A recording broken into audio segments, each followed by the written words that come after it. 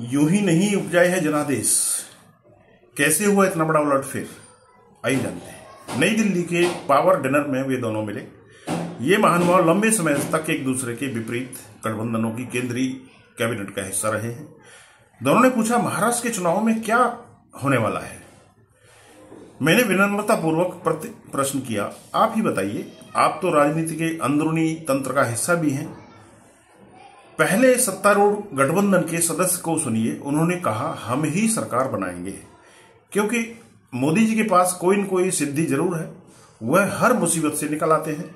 यह चुनाव उनकी सिद्धि का अगला चरण साबित होगा। विपक्षी टोली के सदस्य का जवाब था, भाई मैंने तो हरियाणा के बाद आकलन ही करना छोड़ दिया है। भाजपा वाले आखिरी 3 दिनों में पता नहीं कौन सा जादू करते हैं कि सारा किया धरा चौपट हो जाता है। संयोगवश उस दिन मुंबई से लंबी चुनावी चर्चाएं करके लौटे थे। 5 दशक से अधिक लंबी सियासी पारी खेल चुके इन पुरोधाओं के शब्दों पर गौर कीजिए। सिद्धि, जादू, टोना, इन सब का मतलब क्या है? सत्ता पक्ष के प्रतिनिधि का आशय प्रधानमंत्री नरेंद्र मोदी की किसी दैवी सिद्धि से नहीं, बल्कि अद्भुत सियासी कौशल और आम आदमी के मानस की समझ से था। इसी के चलते भारतीय जनता पार्टी के कार्यकर्ता मानते हैं कि किसी चुनाव में अगर हमारी सीटें कम रह जाएंगी तो अगला चुनाव उसकी भरपाई कर देगा। यह भाव उन्हें न केवल आत्मविश्वास देता है, बल्कि एकजुट होकर जूझने के लिए प्रेरित भी करता है।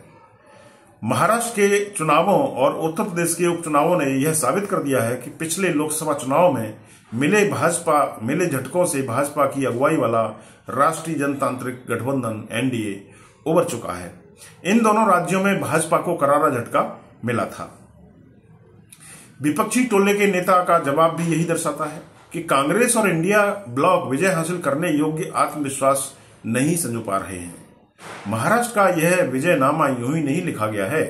जीत की यह राह वाकई बहुत कठिन थी।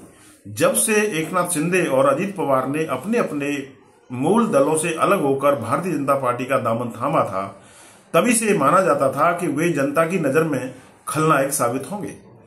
उद्धव ठाकरे और शरद पवार के इस सहानुभूति तत्व का लाभ उठाने की हर चंद कोशिश की, पर वे नाकाम साबित हुए। क्यों? लोकसभा चुनावों में सरकार के खिलाफ हुई मराठा लामबंदी को महायुति ने इस बार सफलतापूर्वक रोक दिया। इसी के साथ अजित पवार को मुस्लिमों में पैठ बनाने के लिए प्रेरित किया।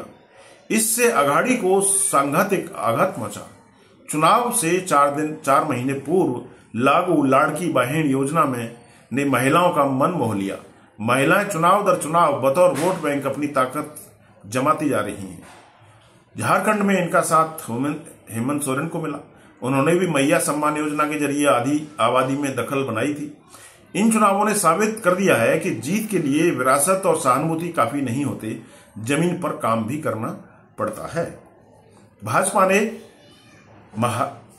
महाराष्ट्र में भाजपा ने इस बार कोई जोखिम मोल नहीं लिया। गृह मंत्री अमित शाह की अगुवाई में टिकट बंटवारे और सहयोगियों के साथ सीट बंटवारे में जटिल कार्य को समझदारी और सावधानी के साथ सिरे तक पहुंचाया गया। नतीजा सबके सामने है।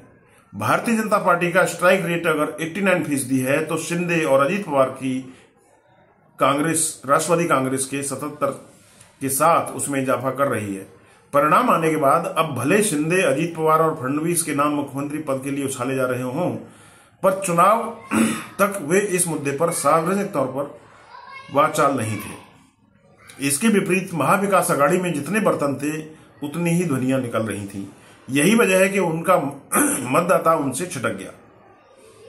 इस चुनाव में भी यह साबित हो गया कि दल बदल और भ्रष्टाचार बड़े मुद्दे नहीं बचे हैं, क्योंकि सभी पार्टियों में दल बदलू थे।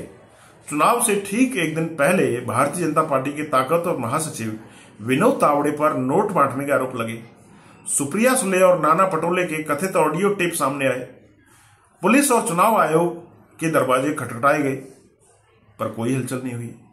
यही नहीं, चुनाव आयोग ने 18 नवंबर तक 1100 करोड़ रुपए की शराब और ड्रग्स, आभूषण और पता नहीं क्या क्या कीमती आवार जब्त किए। यह रिकॉर्ड तोड़ आंकड़ा है। हमारी राजनीति में धनबल और छलबल प्रमुख तत्व के तौर पर उभर चुके हैं और यह सर्वविदित है। सवाल उठता है कि यह जतन झारखंड में क्यों नहीं काम आया। इसकी कई वजह हैं। महाराष्ट्र की भांति यहां पर जितनी पार्टियां उतने नेता नहीं थे। साथ ही इंडिया ब्लॉक के अन्य घटक दलों में हेमंत सोरेन के कद का कोई नेता भी नहीं था। इससे भ्रम नहीं फैला। चुनाव से कुछ महीने पहले उनकी गिरफ्तारी ने भी एंटी इनकम्बेंसी को खत्म कर दिया।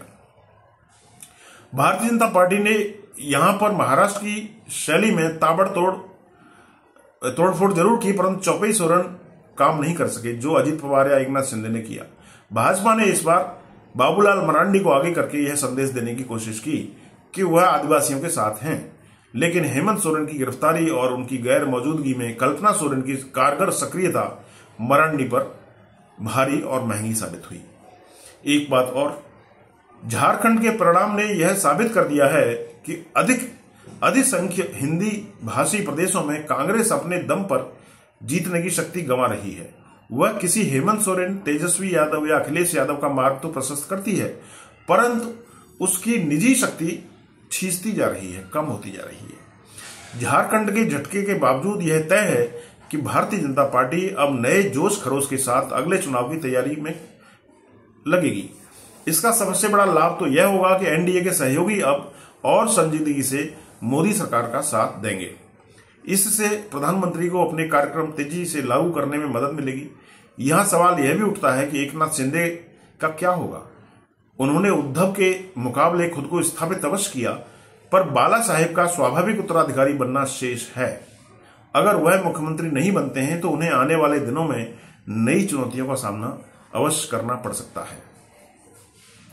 रही बात विपक्ष की, तो वह भी इस पटकनी के बाद धूल झाड़कर यह कहते हुए खड़ा हो सकता है कि लोकसभा के बाद हुए 4 विधानसभा चुनावों में 2 हमने भी जीते। प्रियंका गांधी वाड्रा भी वायनाड से चुनाव जीत गई हैं और भारी मतों से जीत गई हैं। क्या वह राहुल गांधी के साथ मिलकर कांग्रेस में नई स्फूर्ति का संचार कर सकेंगी? तय है, विपक्ष को झटका लगा है, पर उखड़ती सांस संभालने का अवसर अभी भी उसके पास है।